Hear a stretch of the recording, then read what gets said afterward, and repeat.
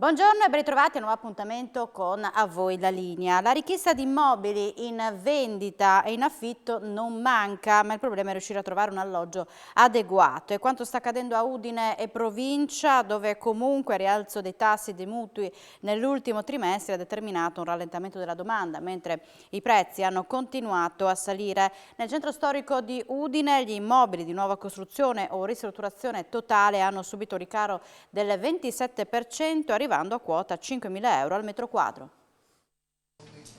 Cosa ci riserva il mercato immobiliare a Udine, in provincia di Udine, nel 2023? Ne parliamo con Lino Domini, che è presidente di Confcommercio FIMA, per quanto riguarda appunto la zona di Udine. Che cosa ci si presenta? Effettivamente sul mercato ci sono tante, non ci sono sufficienti proposte per dare le risposte, le giuste risposte a quanti cercano casa. Esatto, infatti diciamo che per la prima volta dopo un po' di anni abbiamo visto cantieri nuovi che sono nati e quindi la mentalità anche degli investitori, costruttori nel realizzare unità abitative e quindi immetterle sul mercato.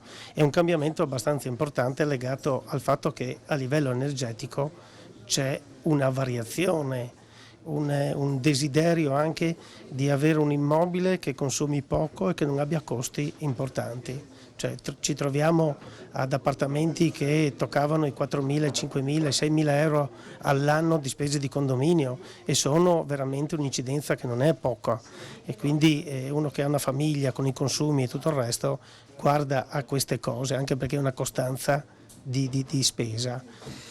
Dall'altra parte gli incentivi hanno sicuramente aiutato, quindi il 110 ha sicuramente aiutato, ma dall'altra parte c'è anche un boomerang, perché purtroppo tra costi materiali, tra l'esigenza di trovare imprese che siano disponibili a fare i lavori e poi oltretutto anche quello che è l'energia, ha fatto aumentare ad un massimo di 5.000 euro quello che è il costo al metro quadrato in centro città. Quindi cercare casa è veramente un problema di questi tempi, a meno che non ci si accontenti. Sì, allora, io sento i miei colleghi tutti chiaramente si lamentano perché non hanno il prodotto giusto, le richieste ci sono ma non c'è il prodotto giusto, manca questo, oltretutto intervenire su un immobile che è ormai vetusto c'è una certa difficoltà, per cui non si sa dove si arriva con le cifre, e il desiderio è quello di trovare un immobile che sia già pronto, finito, che abbia tecnologie dietro e quindi anche diciamo che sia immediatamente usufruibile senza fare richieste e senza aspettare i tempi lunghi, insomma. Abbiamo detto 5.000 euro al metro quadro nel cuore di Udine per un locale, cioè per locali che sono adeguati, che sono messi a norma, e poi si passa a quanto? Poi si passa ad un aumento che è del 16,5% in zona ospedale che chiaramente è richiesta sia a livello di investimento per essere affittato poi a tutto il trend che abbiamo subito a causa di personali eccetera che viene chiaramente dal resto dell'Italia a fare servizio qua, e poi dall'altra parte abbiamo subito un aumento di circa il 25% di quelli che possono essere il resto del nuovo da ristrutturare, per cui c'è un aumento a tappeto, ma tutto è riguardante il nuovo, non tanto sul vecchio, insomma. Passiamo alle località turistiche, parliamo di mare e montagna, come sta andando? Mare e montagna bene, nel senso che parliamo del mare hanno venduto quasi tutto, quindi hanno anche lì difficoltà a reperibilità di nuovi immobili.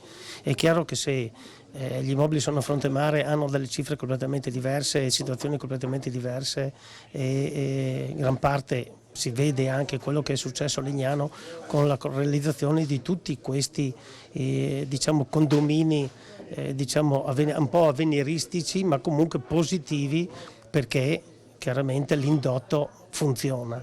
In montagna, anche in montagna ci sono richieste, specialmente in montagna Tarvisio e Camporosso e Sappada hanno praticamente una richiesta costante, quindi c'è stato un aumento anche dei valori. Poi dipende sempre da quanto distanti sono dalle piste, da come, se ci sono garage, le finiture.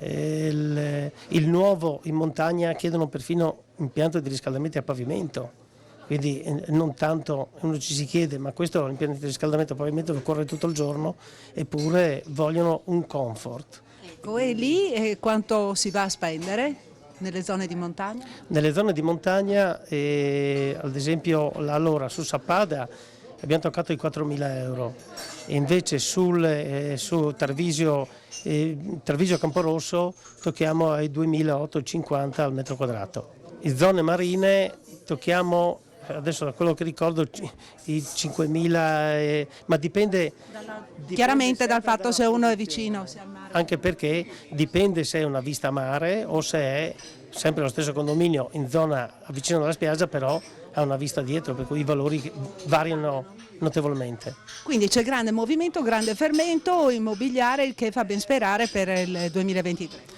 2023 fa ben sperare, legato al nuovo e poi di conseguenza anche quello che ci sarà una continuità al 90% legata ai bonus. E dall'altra parte siamo un po' preoccupati solo del vetusto e del vecchio, perché purtroppo il vecchio o viene sistemato o se no diventerà un problema piazzarlo, quindi i clienti saranno propensi a sistemarselo loro, ma a trovare una soluzione di ribassare il prezzo di richiesta. Bene, ringraziamo Lino Domini, che ricordiamo essere presidente di Confcommercio FIMA. È tutto, restituisco la linea allo studio. Ed ora parliamo dei carburanti. Da ieri i prezzi sono saliti notevolmente dopo che il governo non ha prorogato il taglio delle accise. Per questo molti oggi hanno scelto la Slovenia per fare il rifornimento. Oltre confine è andato per noi Andrea Pierini. Nonostante la giornata uggiosa, nonostante il clima non sia perfetto e nonostante in Slovenia oggi sia giorno di festa con tutti i negozi chiusi, il via vai ai distributori di carburanti della vicina Repubblica è pressoché costante. Del resto la benzina qua costa 4 centesimi in media in meno rispetto al prezzo alla pompa in Italia e nonostante ovviamente gli sconti regionali, in molti preferiscono venire qua oltre confine per poter fare il pieno non solo di benzina ma anche magari di sigarette, visto che insomma anche lì i costi sono più bassi. Molti vengono appositamente, altri invece sono esclusivamente in transito per poi spostarsi verso Lubiana o altre località, diciamo così, molto gettonate dal punto di vista turistico. Posso solo chiedervi se siete venuti a far benzina apposta? Sì, benzina e sigarette. È un po' impressionante vedere la differenza di prezzi? Sì, Venite spesso, verrete sempre adesso che hanno tolto gli sconti? probabilmente sì, anche perché abitiamo qua vicino. Quindi insomma è gestibile. Sì. Siamo in transito, siamo in transito. Mi hanno fatto un po' impressione però i prezzi del carburante, Un po' sì, sì. Diciamo che è un peccato perché poi le persone migrano verso la Slovenia per far benzina, purtroppo. Quanto avete speso? Abbiamo speso 41,90 euro. Adesso che hanno tolto le accise e lo sconto sulle accise, verrete sempre in Slovenia? Ma no, ogni tanto facciamo anche in Italia. Avete fatto benzina in Slovenia perché costa meno, venite spesso? Sì, beh, è normale per noi. Impressionante vedere la differenza di prezzo, siete un Al po'... momento non so darti la differenza di prezzo, però a 1,4 era. Piccola pausa per la pubblicità, ci vediamo tra poco, da voi la linea.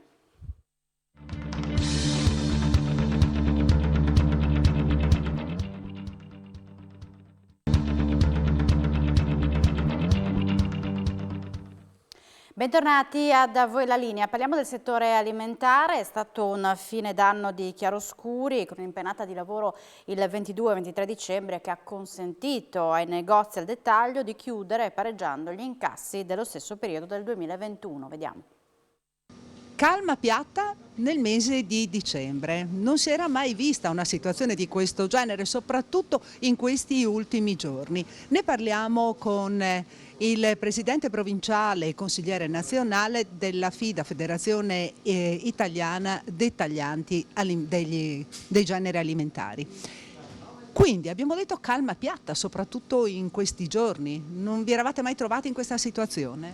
No, una fine d'anno assolutamente anomala, nel senso che di norma in concomitanza con le feste di fine d'anno c'era un'impennata di lavoro, e invece adesso, specialmente per quanto riguarda quelli che sono i consumi legati ai cenoni di San Silvestro, quindi quelle che proprio alla fine dell'anno, quest'anno c'è assolutamente calma.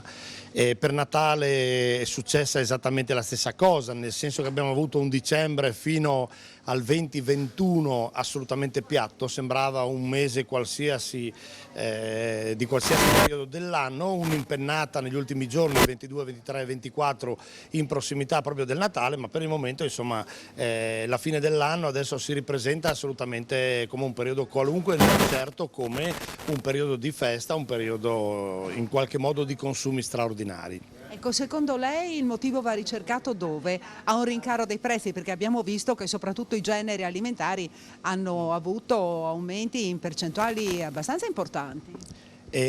Ma secondo me andrebbe fatta un'analisi un pochettino più complessa, nel senso che comunque quelli che sono i sentori dei costi in generale, che sono dati da bollette, sono dati da una serie di costi, questo sicuramente non invoglia le famiglie a consumare, nel senso che a fronte sicuramente di un calo di quelli che sono stati i prodotti freschi, quindi la frutta e la verdura fresca, c'è stata un'impennata di quelli che invece sono i prodotti già pronti al consumo, quindi la quarta gamma, le verdure lavate, curate, pronte al consumo, e anche la quinta gamma, quindi i prodotti già cotti, che invece uno a casa se li deve solo scaldare. Chiaramente sono dei prodotti che hanno un alto contenuto di servizio e dei prezzi molto più elevati. In questo c'è stata un'impennata dei consumi, quindi molto più consumi di prodotti già pronti e sicuramente un calo importante per quanto riguarda i prodotti freschi, i prodotti grezzi.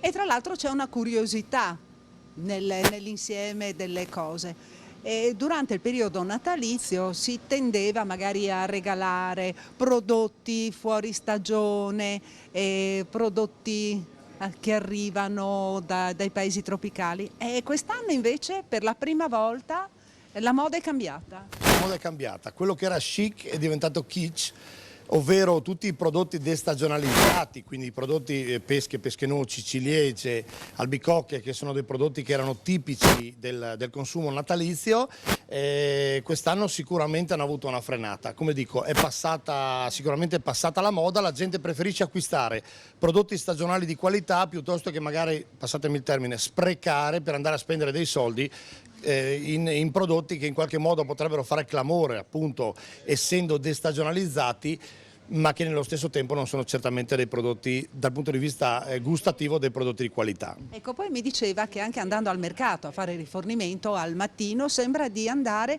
come in una qualsiasi giornata di un qualsiasi mese dell'anno. Esattamente, quindi questo sta a significare che tutto quello che è l'insieme della distribuzione, quindi dalla media distribuzione, grande distribuzione, distribuzione tradizionale, si ritrova di fatto nella stessa situazione, ovvero non ci sono assolutamente delle sensazioni che in qualche modo ci leghino a quello che è il periodo dell'anno che invece stiamo vivendo. Di solito in dicembre c'erano delle impennate, dei consumi piuttosto sensibili che quest'anno assolutamente non ci sono state. È un periodo in termini di acquisti, in termini di scambi, come fosse un qualsiasi periodo dell'anno. Di solito questa cosa si verificava da metà gennaio fino poi a fine febbraio, inizi di marzo, quando in qualche modo comincia a risvegliarsi la primavera. Invece quest'anno è iniziata molto prima, è un dicembre piuttosto fiappetto.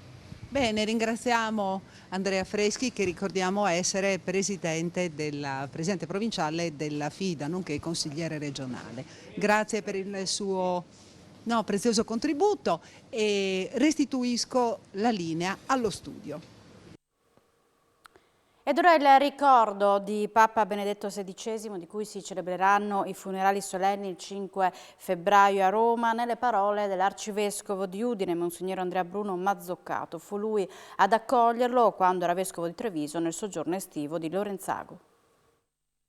Vescovo Mazzoccato, cosa significa per la Chiesa, ma anche per l'intera umanità, la perdita del Papa Emerito Ratzinger, Benedetto XVI? Mi viene da dire che da una parte lascia un vuoto, diciamo un grande vuoto, specialmente per quanto riguarda il suo magistero, che credo che sia stato un magistero degno dei grandi papi della storia. Ecco, dall'altra però lascia anche una grande testimonianza e secondo me anche una linea di cammino, specialmente nel dialogo impegnativo ma serio tra fede e cultura contemporanea. Quando ci furono le dimissioni, diciamo, aveva proiettato con queste sue dimissioni la Chiesa nella modernità? Ma diciamo, lui si è confrontato con la modernità da giovanissimo, da quando ha scritto quell'opera che poi è stato un bestseller, Introduzione al cristianesimo, un'opera che ha scritto a 32-33 anni, quindi un uomo che ha sempre dialogato con la modernità. Le dimissioni più che altro sono state un coraggiosissimo evento storico dove lui ha mostrato anche, secondo me, tutta la sua libertà interiore da una parte, il suo amore alla Chiesa, ecco, sentendo che non era più in grado di gestire, diciamo, il governo, quindi ha fatto un passo indietro, secondo me, di altissimo profilo. Che pontificato è stato il suo? Beh, adesso riassumere il pontificato di Benedetto XVI è un'impresa, diciamo, mi pare, che chiederà tempi, perché quando abbiamo a che fare con un gigante ci vuole un po' di tempo, un po' di distanza per capire. Certamente, come già dicevo, è stato qualificato, io penso, da un magistero, cioè da una riflessione molto lucida, però anche benevola, nel rapporto tra fede cristiana e cultura contemporanea. Ecco, una grande impresa. E anche, diciamo pure, tra dialogo tra fede cristiana e le altre religioni. E poi, diciamo, è stato come pontificato coraggioso e sofferto, perché in prima persona diciamo, ha subito gli attacchi che a volte ci sono stati anche sulla sua persona, immeritati, io credo, e poi ha portato sulle sue spalle la sofferenza dello scandalo della pedofilia. Lei ha anche un ricordo personale, possiamo dire, con Papa Ratzinger ai tempi del suo soggiorno a Lorenzago. Ce lo può raccontare? Volentieri. Nel 2007 abbiamo fatto un invito a Papa Benedetto se voleva venire a fare un periodo di ferie a Lorenzago di Cadore, nella villetta di Lorenzago di Cadore, dove peraltro il suo predecessore Giovanni Paolo II era stato 6 volte. Ha accettato, abbiamo fatto un gran lavoro, devo dire, per adeguare la villetta, che era un po' in decadenza, ecco, a lui. E quindi ho avuto lì, è stato i giorni in cui ho avuto più occasioni di rapporto con lui, direi sul piano umano allora. E io devo dire che ho trovato un uomo che coniugava una grande intelligenza con una nobiltà e delicatezza d'animo, per dire, per sistemare la villetta. Tutto un gruppo di professionisti hanno lavorato, viene da dire, giorno e notte per arrivare in tempo, e lui ha avuto la delicatezza di offrire un'udienza particolare nel giardino della villetta a tutti loro e ai loro familiari, ricevendo nucleo familiare per nucleo familiare, cosa che il Papa in ferie non fa mai, cioè tratti di un'umanità delicatissima, che forse a volte non è stata accolta nella specie di immaginario pubblico. In occasione della morte terrete delle celebrazioni? Ma ho invitato naturalmente i sacerdoti a fare delle celebrazioni in parrocchia. Come diocesi, lunedì sera alle ore 19 in cattedrale io presiederò una santa messa di esequie proprio per Benedetto XVI, a cui sono invitati tutti. Ora ci spostiamo a Pordenone, tempo di primi bilanci per il nuovo comandante della Polizia Locale. Tra gli obiettivi del 2023 di Maurizio Zorzetto, la riorganizzazione del comando e il potenziamento della sorveglianza in città. Comandante, 2 mesi e mezzo di attività di comando della Polizia Locale a Pordenone, che bilancio possiamo fare e soprattutto quali sono le criticità sulle quali sta lavorando? Allora, sono stati 2 mesi e mezzo molto intensi e quelli che ci aspettano saranno per quanto possibile ancora più grintosi. Ho trovato una città estremamente pulita e ordinata, una città che merita la massima attenzione per essere preservata, perché magari per chi ci vive è poco percepibile, per chi arriva da fuori come me ci si trova in un ambiente che è veramente unico nel suo genere.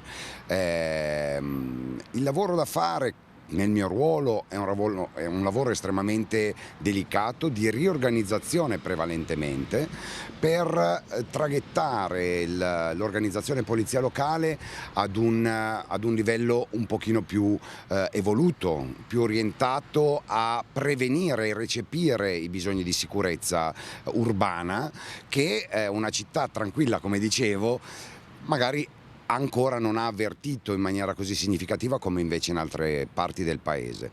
L'organizzazione che stiamo approntando all'interno del corpo di polizia locale è un'organizzazione che trasformerà radicalmente la nostra struttura, non solo per una diversa organizzazione degli spazi e degli uomini, ma proprio per un diverso approccio al servizio di polizia locale.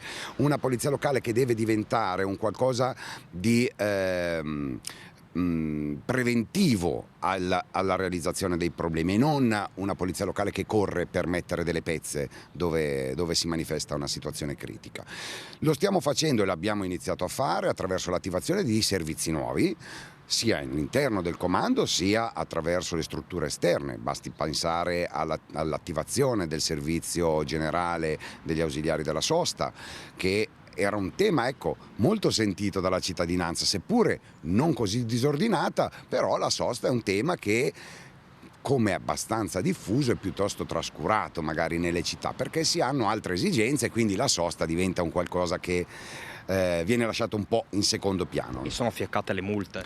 E sono fioccate, ahimè, le multe, questo lo dico ma con dispiacere, perché comunque sfatiamo il mito che a chi porta l'uniforme di polizia locale piace fare le sanzioni. Non ci piace fare le sanzioni, le facciamo perché fa parte del nostro ruolo e perché è uno strumento per ridare ordine. Qua ne sono fioccate tante nelle prime settimane, siamo ormai a 2 settimane dall'attivazione del servizio, siamo a quasi 3.000 accertamenti di violazione, in 2 settimane è veramente tantissimo, fisiologico, ce lo aspettavamo, andrà sicuramente scemando, tanto più la gente starà attenta al rispetto di queste regole. Quali sono le violazioni che avete riscontrato di più? Allora, sicuramente c'è una grande disattenzione al corretto impiego della sosta regolamentata a disco, questa sconosciuta, ma anche situazioni un pochino più antipatiche come la sosta sul marciapiede, la sosta in zone dove c'è un divieto ma perché c'è un pericolo. Non mettiamo i divieti a caso, lo mettiamo laddove la sosta di un veicolo può creare un intralcio alla corretta circolazione e quindi alla sicurezza soprattutto delle categorie più deboli.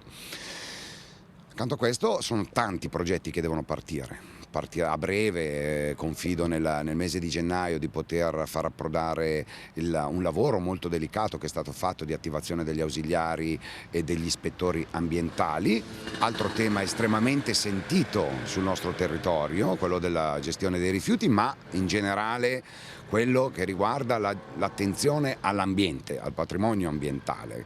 Ed è questo, poi ci sarà occasione per spiegare bene il distinguo tra l'ausiliario e l'ispettore ambientale. Ma assieme a questo il potenziamento del servizio su strada, che necessitava uno slancio, insomma, una ripartenza.